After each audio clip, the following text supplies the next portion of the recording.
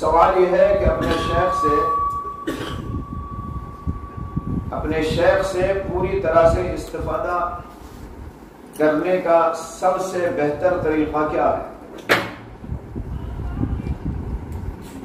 شیخ سے استفادہ کرنے کا طریقہ یہ ہے کہ اعتقاد و انقیاد، اطلاع و اتباع،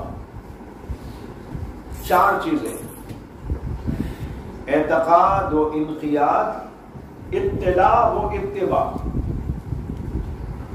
اعتقاد کے معنی ہے کہ اپنے شیخ سے عقیدت رکھے،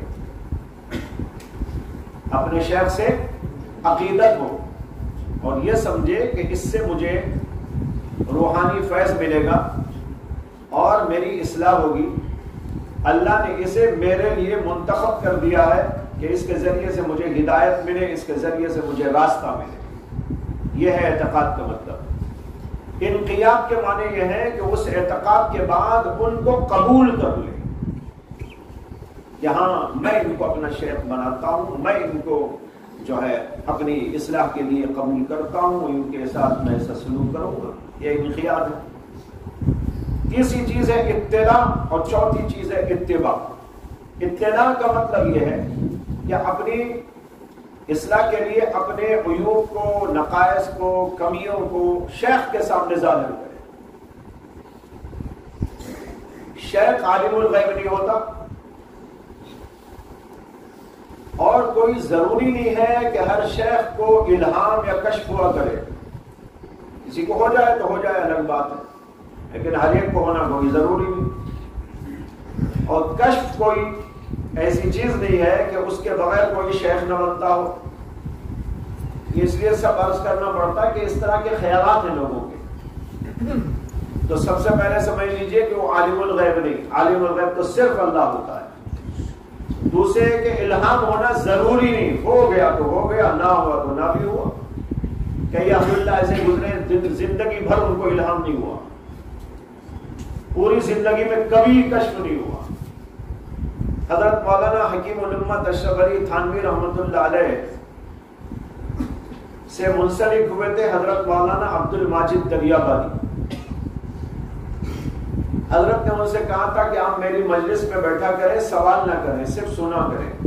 ان کو قرآن پر 40 اشکالات تھے۔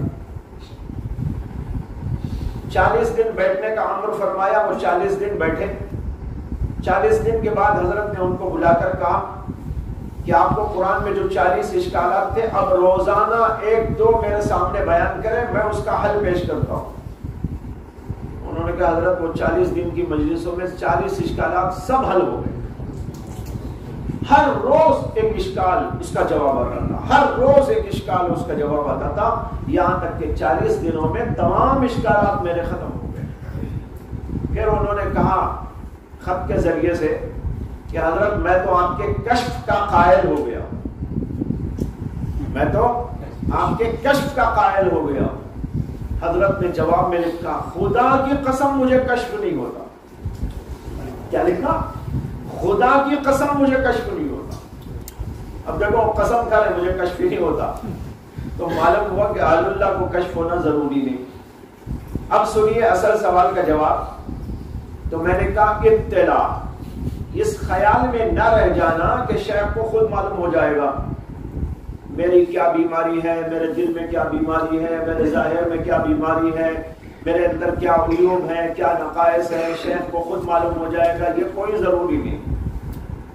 آپ خود بتائیں میرے اندر یہ عیب ہے، میرے اندر یہ کھوٹ ہے، میں ایسا سمجھتا ہوں، میں ایسا خیال کرتا ہوں، میرے اندر ایسی باتیں آتی ہیں، میرے اندر دل میں یہ جذبات آتے ہیں، یہ خیالات ہوتے ہیں، یا میرا عمل ایسا ہوتا ہے، میرا کردار ایسا ہوتا ہے، میری نماز کا یہ حال ہے، میرے ذکر کا یہ حال ہے، پابندی کا یہ حال ہے، عدم پابندی کا یہ حال ہے، لوگوں سے میرا سلوک ایسا ہے، مجھے غصہ ہے، حسد ہے، کینہ ہے، بغض ہے، میرے اندر یہ بیماریاں ہیں۔ اس طریقے پر ایک ایک بات دیگرے اپنے شیخ کو لکھ لکھ کر یا زبانی طور پر بول بول کر اس سے مشورہ لیتا رہے، یہ ہے اطلاع کا مطلب۔ اس کے بعد نمبر ہے اتباع۔ شیخ نے جو علاج بتایا اس کے اوپر عمل کرنا، یہ اتباع ہے۔ اگر شیخ نے بتایا کہ فلاں کام کرو، فلاں چیز چھوڑ دو، فلاں چیز کو اختیار کر لو، فلاں وظیفہ پڑھ لو، اتنے رکعت نماز پڑھ لو یا مراقبہ کر لو، تو اس کی ذمہ داری سمجھے کہ مجھے ایسا کرنا ہے. اگر اس کو کرے گا تب اس سے استفادہ ہوگا. اور اگر شیخ نے کہا لیکن مرید نے ان چیزوں کو استعمال نہیں کیا، اس کی اتباع نہیں کی، تو اس سے استفادہ نہیں ہو سکے گا.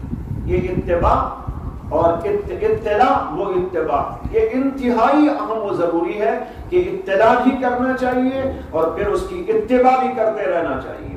بہت سارے لوگ بیعت ہو جاتے ہیں، تعلق پیدا کر لیتے ہیں، یہاں تک کہ سال ہاں سال گزر جاتے ہیں، شیخ کو اپنا چہرہ بھی نہیں دکھاتے اور اطلاع اور اتباع کا کوئی اہتمام ہی نہیں کرتے. تو ایسے لوگوں کو کوئی خاص فائدہ نہیں پہنچتا.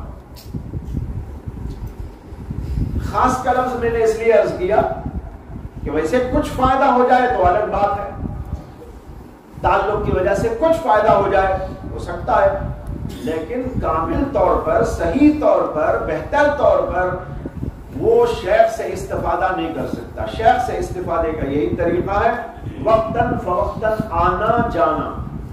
نمبر 2 اطلاع کرنا اور نمبر 3 اس کی اتباع کرنا. اس طریقے سے انسان اگر چلتا رہے تو شیخ سے استفادہ ہوتا رہتا ہے اور انشاءاللہ بہت جلد منزل مقصود کو پہنچنے کی اللہ اس کے لیے راہیں پیدا کر دیتے ہیں. لیکن عام طور پر لوگ ایسا نہیں کرتے اور ایک ہی سیڑھی پہ جو ہے سال ہا سال تک بیٹھے رہتے ہیں، اوپر چڑھنے کی کوشش ہی نہیں کرتے. اس وجہ سے وہ وہی کے وہی رہتے ہیں. اس طریقے پر عمل کر کے دیکھیں، انشاءاللہ اس سے بہت زیادہ فائدہ ہوگا.